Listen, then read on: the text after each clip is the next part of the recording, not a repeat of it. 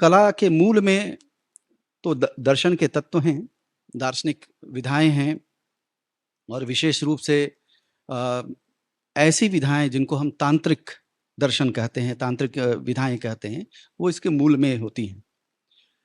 लेकिन दुर्भाग्य यह भी है कि शायद हमने तंत्र का एक बड़ा ही विकृत अर्थ ग्रहण कर लिया है, ब्लैक मैजिक जैसा है, और इसके कारण हमारा ध्यान उस विशाल वांग्मय पर, जो हमारा ही साहित्य है, किसी विदेशी का तो रचा हुआ है नहीं, उसकी ओर कम जाता है, क्योंकि एक भ्रामक दृष्टि हमारी उसके प्रति बन गई।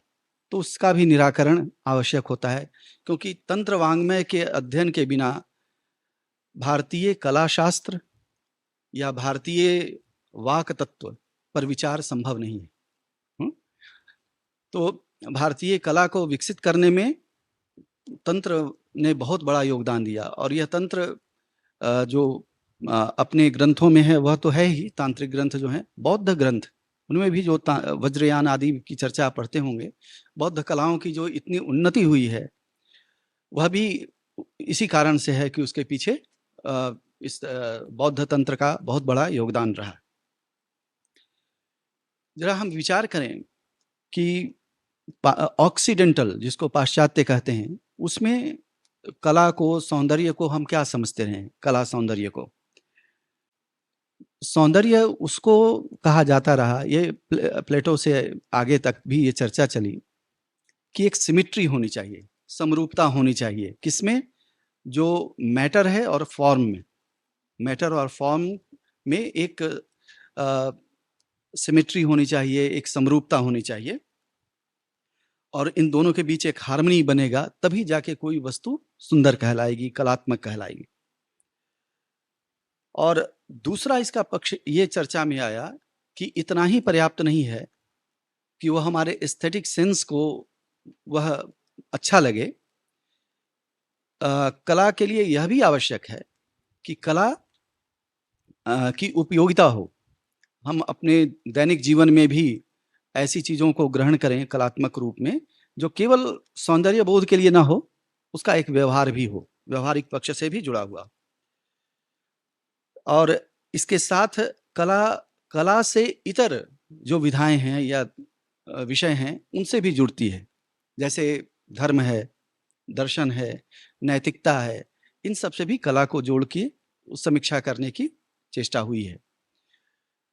आप देखते होंगे कि जो सेमेटिक कल्चर हैं, सेमेटिक जैसे ज्यू हैं, क्रिश्चियन, इस्लाम, ये सेमेटिक कहलाते हैं, इनमें मूर्ति बनाना निषिद्ध है, नहीं बनाते। किसकी मूर्ति नहीं बनाते? जो गॉड है। इस्लाम में तो प्रॉफिट की भी मूर्ति नहीं बना सकते, है ना, तो मुन नहीं बना सकते। लेकिन ऐसी स्थिति में फिर कला का विकास कैसे होगा?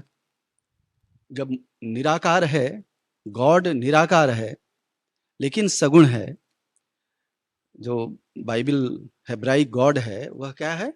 निराकार है, फॉर्मलेस है, लेकिन सगुण है। क्रोध भी आता है, रिवार्ड भी देता है, कर्स भी करता है, तो गुण से युक्त है ना। तो ऐसी स्थिति में फिर कला के लिए अवसर कहाँ बचता है उसमें? तो फिर उसको जोड़ा गया कि नैतिकता, जीवन मूल्य आदि, इन सबको प्रोत्साहित करने वाली भी जो विधाएं हैं, उनको हम कला के अंतर्गत रखेंगे। लेकिन इसके द्वारा ही उन्होंने जो पैलेस बनाए या चर्च बनाए या इस तरह से, तो वहां देखेंगे कि उसमें कला का प्रदर्शन अद्वितीय रूप में है, जैसे वेटिकन सिटी आदि ये सब में, और एक से एक चित्रकार हुए, शिल्पकार हुए, ये सब तो है। तो कला का एक ऐसा पक्ष जो कला से इतर जाता हो, मतलब धर्म से जुड़ता हो, रिलीजन से जुड़ता हो, यह सब भी है, और उसकी नैतिकता या नैतिक मूल्य भी उसके साथ जुड़े हुए हैं। तो इन चीज़ों को भी ध्यान में रख करके यह कहा जाता है।